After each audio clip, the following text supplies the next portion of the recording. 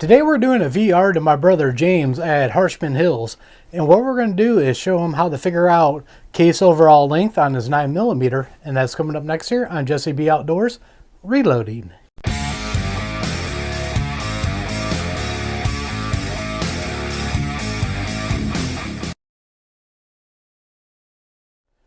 Welcome back everybody, and don't forget to like, share, and subscribe, hit that notification bell, leave a comment down below if you like videos like this. Alright, so what we're doing is we're helping a brother out here that is new to reloading.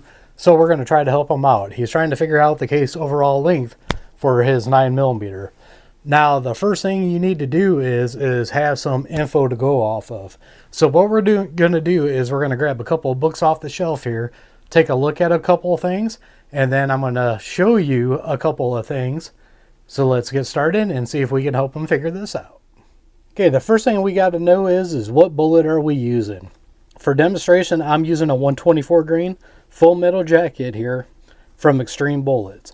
I think you might be using 115, but I use 124, so that's what we're going to do this video with. Now, the first thing I'm going to do is reach up here, and I'm going to grab my Lee reloading book here. It's always nice to have a couple of different references for reloading. Now, the first thing I want to show here is case overall length max here. Somebody mentioned this in your videos. I'm going to zoom in here real quick. That max length is 1.169, and they said that should work for you. I'm going to call bluff on that because usually if you load them that long, they are not going to work. They're going to stick into your rifling, and that's not a good thing.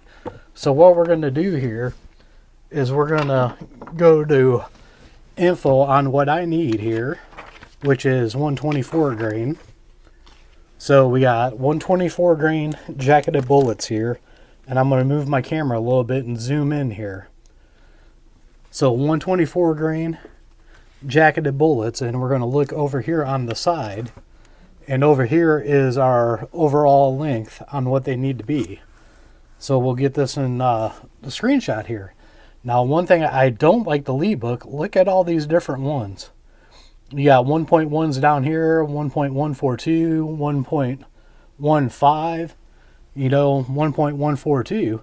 Lee don't tell you exactly what bullet it is, so it's kind of all over the place, so that can make it kind of confusing there. But they said, 1.169 was max. Well, you can see none of these are to that. So what I usually do is I go to another source. So let's check out my lineman book. Now we go into my lineman book here, and we're under 9mm, and they're suggesting a case overall length of 1.060 overall length. Overall length, OAL or CAL, is case overall length. They're the same thing, just in case you guys don't know. So wow, that throws a wrench in there because we saw max length was 1.169. Well, this one is 1.060. Man, that's a big difference right there. So let's close this book up. And then what I did was I record inside on my phone, so I can't get on my phone and show you guys this. But I wrote down some info here. So the next thing I did is I went to Hodgdon website, and I think you got Hodgdon powder. Now, I can't remember what bullet this was, but they were saying 1.150. But an XTP is, which is a Hornady hollow point, is 1.060. Don't mind my bad handwriting. Now right here is the low from Lee, and then right here was the low from Lyman. So what I'm going to do is I'm going to bring you back around here, and I've got 4 of these bullets here. So we're going to load these to different lengths, and we're going to use my Glock 17 barrel I got here for demonstrations of this. So let's get started. Okay, now before we even start reloading here, you are going to need a caliper here to measure your overall length. So what we're going to do is I just got mixed range brass here, no primer because we're making a dummy round, so there's no primer in it, no need for it. You're going to see my arm come across the screen, but I wanted you guys to have a view of what I'm doing. So right here I'm sizing it. Here I got nothing in the top of this, so it's not dropping powder, it's just expanding the case to put the bullet in. Now when you expand the case, you just want the bullet to barely sit in there. If it won't sit in there like that, you need to flare it a little bit more, And if you overflare it, that could be bad too. You just want it to sit in there enough. So now I already got this over to the seating, and I got the 4-die set, so I seat and grip on different steps here. That's just the way I prefer it. So we're going to run this down in there, and we are going to crank this down, and we are going to try that 1.169 that says is max length. So let me get this down to that here real quick, and I'll measure it out, and I'll be right back. Alright, I went a tad bit over here. Let's see if I can try to get the glare off of this here. Find a good spot here. Well, we got 1.168 is what I end up doing. I went a tad bit over, just so you guys can see it right there. So that's what we got for our overall length. Is 1.168. The max was 1.169. Still going to work for our demonstration here. So now what I'm going to do is I'm going to take it to the crimp, because we got to have it crimped to get that belling off of there. Now what we're going to do is take our barrel here, and we're going to do what they call a plunk test. We're going to drop it in, and I didn't hear a plunk. There was a little bit of a one. That one drops out. Let's go ahead and spin this in here. And it does spin a little bit, so that's not bad. So that right there could probably work for you. That all just depends on the ogive of the bullet, and what the ogive of the bullet is what the distance from down here up to where the shoulder is. Different bullets have different ogives. So on this one right here, that 1.16 is going to work. But what you need to do is find your load data and go back to the load data. This would work, but to be right, I would seat it to what you're using. So what I would do is I would go back to this Lee XTP. If you're doing a hollow point that's kind of that shape, I would go to that one. But what I would do is grab another barrel here. This one is my Glock 22 40 cal. This barrel is a conversion barrel to 9mm. And we'll drop that in there. And you can see it don't fall out of this one, and I can't spin it in here. It's hitting the rifling. So that's where you get another thing thrown in. If you got multiple guns, this is going to throw you off. Now what I'm going to do is I'm going to come back here with my Beretta 92 FS barrel and see what it does in that. Alright, now we got my Beretta 92 FS barrel, and we're going to plunk test this. And same thing, I can feel it hit the grooves there. It does fall out, but when I drop it in and try to spin it, I can just barely feel it touching the rifling. Now that's the key here. If you go too short, you increase the pressures, and that can be dangerous. But also if it's seated too long and then it's into your grooves, it'll do the same thing. That can cause an overpressure. When you drop it in, what you want is this to spin. So we'll go back to the Glock one here, because it did work in this one. You can see and hear that plunk. That's the sound you want to hear. And you want to grab this rim and be able to spin it. If it doesn't spin, that means you're getting into the rifling, and that's a bad deal on that. So what I'm going to do is I'm going to load another round up a little bit shorter. Alright, I tried to shut the other light off to try to get this so you guys can see it here. But right now we got 1.1 and we got 495. Close enough. You know, you don't have to be exact on this stuff. But now that you guys see that here, what we're going to do, we're going to go back to the Glock barrel, and now the other one fit in that, so this one should, with no issue. Of course it will, and it will spin. That's what we want, so we know it will work in that barrel. Now we'll go to the Glock conversion barrel I had here. The last one wouldn't work in it. Now this one, I could swore I heard it plunk, so it should fall right out when I tip it. That's what you want to see. Now, let's put it back in there and then spin it. Now I could spin it in that. So now I know that it does it in this. I can guarantee you, because this has the pickiest chamber out of the 3 barrels I got out here. Now we got our Beretta barrel, and it should do the same thing. It'll drop in there and do that. So yes, you can go by the book, but what you need to do is you need to do a plunk test like this and get fine adjustments. So what I would do in this case, because I got 3 different barrels here and I shoot 3 different guns, I would use my case overall length here of 1.150. That would be the size I would load to, and I would go off the load data for that one there. And as long as you're close on the load data, you're fine. But most people like me, when I do my rounds, because I do so many review videos, I usually do about 0.2 of a grain off of a max load. That's the way I know it'll work and everything.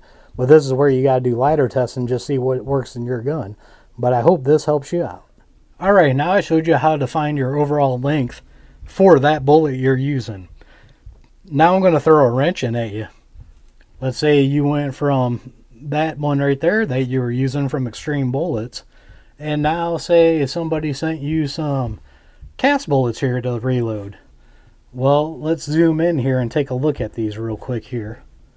We're going to zoom in. Now these bullets look totally different, don't they? This one's got a different ogive where the shoulder breaks. That one's way up here. This one's way down here. So now what are you going to do with that? We are going to do the same thing with this one and go through the same process that we did with this one. And I can tell you right now, we figured out with this one, we were going to go with the 1.150. I can tell you right now, because this is a bullet I cast and use all the time, I got to go to the 1.060 with these. So that throws in another wrench. Every time you change bullets, you're going to have to try it and do another dummy round to find your overall length. Even if you had this 124 full metal jacket from Xtreme, and let's say you got a 124 grain full metal jacket from Hornady, the ogive is probably going to be different, so you got to do this all over again. Even if you go to cast bullets, plated bullets, anytime you change your bullets, this is something you need to check in your guns to make sure it's right. So I hope that helps you a little bit to understand how to do the case overall length or overall length on the round here. That's also making a dummy round. So what I would do is I would keep this. If I was you, I would write down with a marker on here what the length is on the case. That way, if you ever change your dies or anything, go back, you can use this for a reference to set up your dies. And that would make it real nice. Now, like I said, the main reason why you want to do this, because if it's too long, you're going to be in the riflings. 1, that'll create overpressure. 2, you're not going to have good reliable feeding. You're going to have failure to go into batteries because the bullet is going to get stuck in the grooves of the rifling, and then it's not going to go all the way into the chamber, so it'll cause an issue that way. Now, if you go too short, you can cause an overpressure, and that's bad news too. But if you do have to go shorter, just bring the powder charge down a little bit. That way, don't do a max load and then cram that bullet down. Bring the powder charge down with it. That's what we're doing, ladder testing, checking your primers and making sure your primers are looking good, rounded on the edges. If they're flat, that's sign of overpressure. And when you hit that point, you need to back it back down. It all comes with learning how to reload. So hopefully this info does help you out on that. And like I said, if you got multiple 9mm, I know this round goes in all 3 of them. So this one's good to go. So I would load all my 9mm to this spec because I could shoot it in all 3 of them without any issues.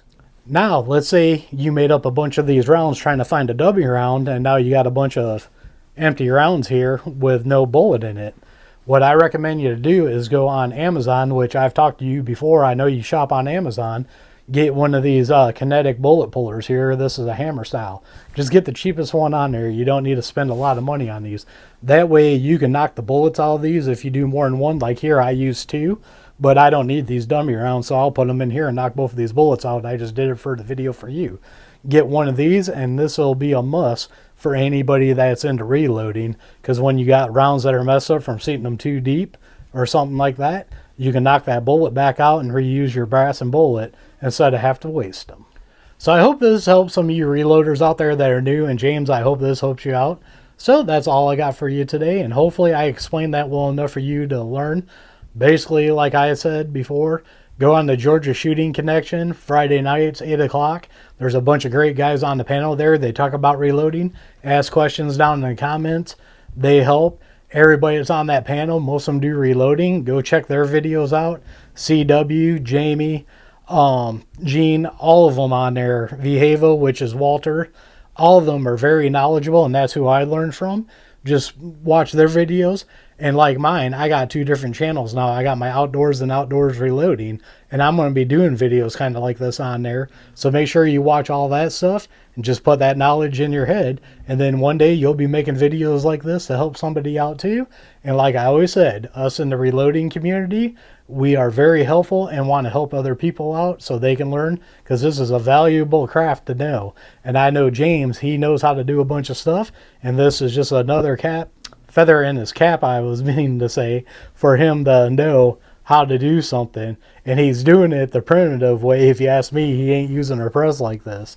So hope this helps, James. So as always, don't forget to check out the links down below. Don't forget to like, share, and subscribe. Hit that notification bell and leave a comment down below. We are one nation under God, and I'll see you all on the next one.